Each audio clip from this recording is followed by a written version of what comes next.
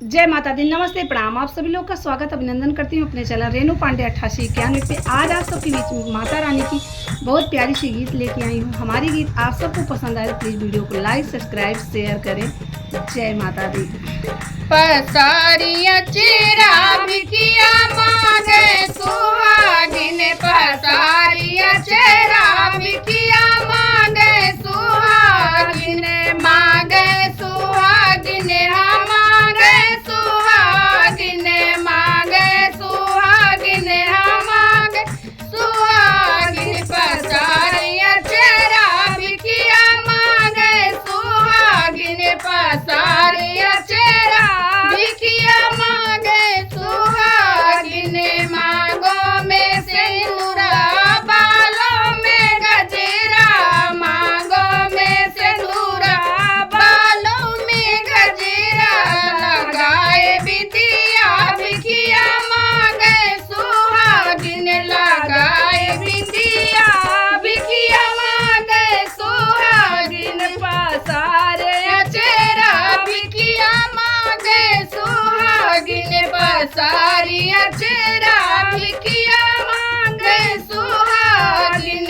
अंग में साड़ी, साड़ी में गोटा, अंगों में साड़ी, साड़ी में गोटा, सिर ओढ़े चुनरी बिकिया मांगे सुहागिन, सिर ओढ़े चुनरी बिकिया मांगे सुहागिन। पसारिया चेरा बिकिया मांगे सुहागिन, पसारिया चेरा बिकिया मांगे सुहागिन।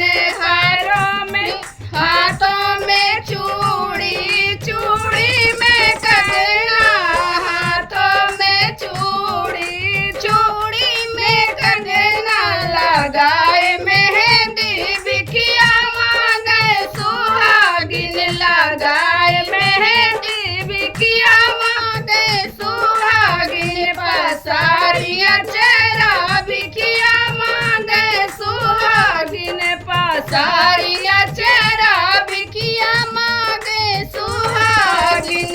पैरों में पायल, पायल में घुंघरू, पैरों में पायल, पायल में घुंघरू, लगाए रंगवा बिकिया मांगे सुहागिन, लगाए रंगवा बिकिया मांगे सुहागिन। पसारिया चेरा बिकिया मांगे सुहागिन, पसारिया चेरा बिकिया मांगे सुहागिन।